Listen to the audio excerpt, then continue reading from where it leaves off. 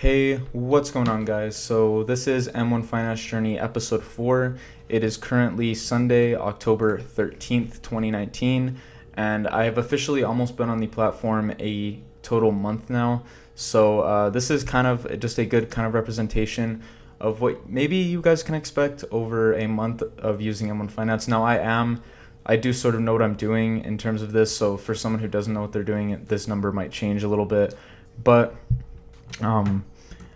so far I've been really satisfied with the platform. I've had no issues with it whatsoever, and I've just been continuing to grow and grow and grow.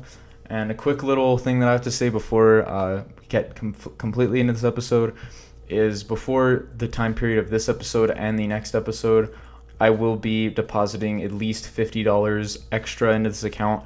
So I will address this in the next episode.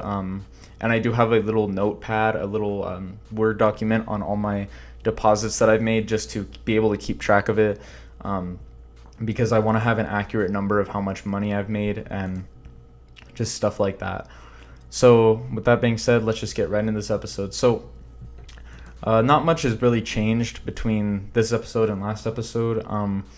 I have gained a little bit. It has kind of transferred into a better part of the market, or a better time for the market rather, in the time between last episode and this episode, because last week, the past couple weeks, the market has just been completely getting destroyed. And that's why when I first started this portfolio, I did a lot of REITs as well as stocks, because normally I would mostly just trade stocks on a regular old trading year, but this year has kind of been rough for traders in general. And so I have just kind of been playing it safe and buying almost half REITs and then half stocks, because REITs, as I said, I think I said this before, that REITs generally, when they are up, then stocks are down, and generally when stocks are up, REITs are down. So it kind of gives you a little bit of a pillow, like kind of a little bit of a cushion for some of those really big losing days.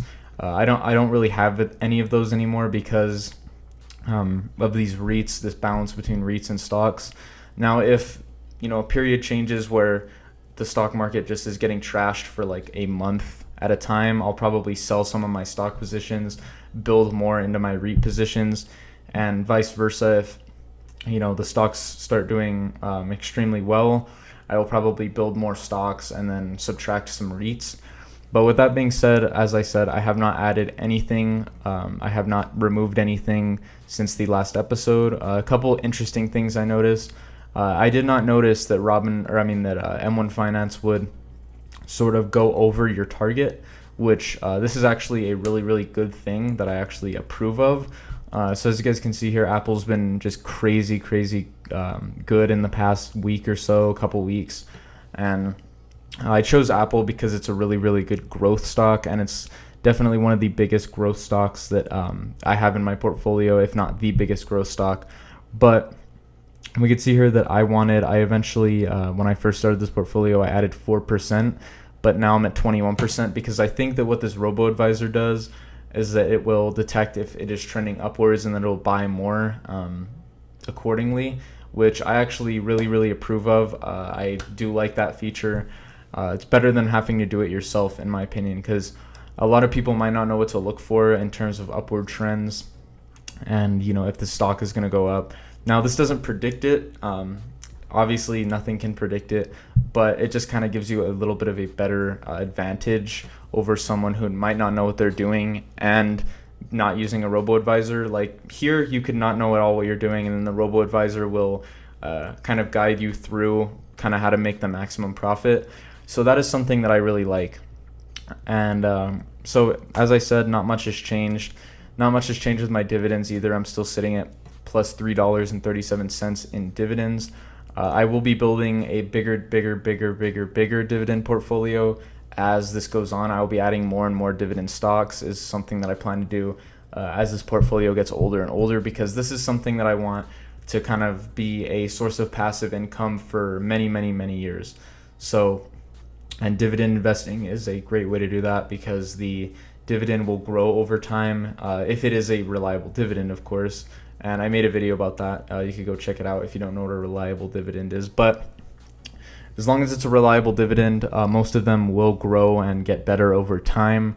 and a lot of them just, even if they don't pay out a consistent dividend, as the stock price grows, especially of like a big company, so will the dividend yield accordingly.